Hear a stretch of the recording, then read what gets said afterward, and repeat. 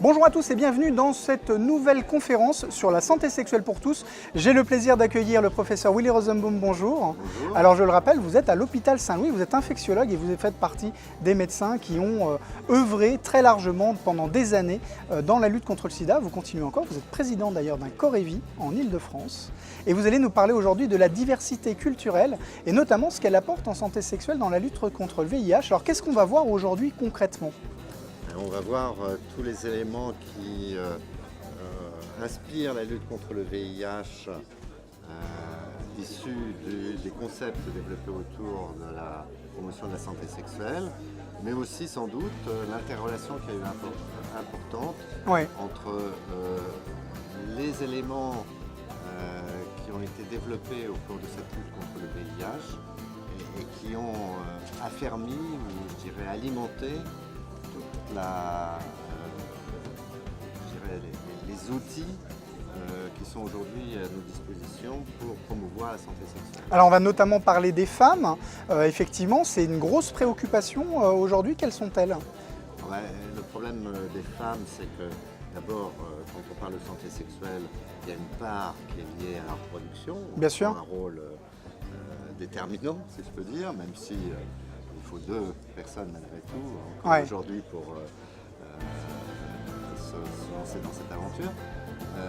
Elles ont un rôle déterminant parce qu'elles sont en situation de faiblesse, elles sont en situation de fragilité, de vulnérabilité vis-à-vis de tout ce qui affecte la vie sexuelle, en particulier la maladie, que ce soit le VIH, que ce soit les autres IST.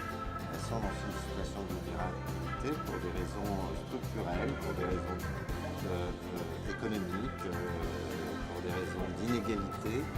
Et on ne résoudra pas, ou on ne permettra pas d'arriver à ce que les populations aient une vie sexuelle harmonieuse, qui est l'objectif. Un bien-être sexuel, on parle souvent de bien-être sexuel. On n'y arrivera pas si les femmes ne sont pas dans le dispositif. On ne compense pas toutes les vulnérabilités auxquelles on doit se confronter. Alors vous nous avez aussi parlé beaucoup du patient expert. Le patient expert, c'est quelque chose quand même qui est important pour vous. En tout cas, le patient, on sent que c'est quand même quelque chose qui est important pour vous. C'est important pour moi, c'est important pour chacun d'entre nous. On dit toujours qu'il y a une minorité de gens qui sont malades à un moment. Il y a sans doute en France aujourd'hui 3 ou 4% des gens qui sont malades, mais 100% d'entre nous seront un jour malades. Donc il vaut mieux prévenir et profiter de l'expérience de ceux, en particulier dans les maladies chroniques, qui ont été entraînés dans cette mauvaise santé, on va dire, et de profiter de leur expérience, que ces personnes contribuent à la réponse adéquate. Des politiques publiques aussi. Des politiques publiques ou aux réponses techniques à la maladie en fonction de leurs besoins, c'est quelque chose de fondamental. Et ça, c'est un petit peu l'approche santé sexuelle et l'approche VIH qui a apporté ça, c'est que les patients doivent contribuer à améliorer les choses et pas rester dans une situation passive. Bien entendu. Merci beaucoup, professeur Willy Rosenbaum. Alors, je le rappelle, vous pouvez donc retrouver l'intégralité de cette conférence sur la chaîne YouTube Santé sexuelle pour tous. Et vous allez donc pouvoir vous inscrire aussi aux autres conférences qui auront lieu jusque fin juin. Merci à tous et bonne conférence.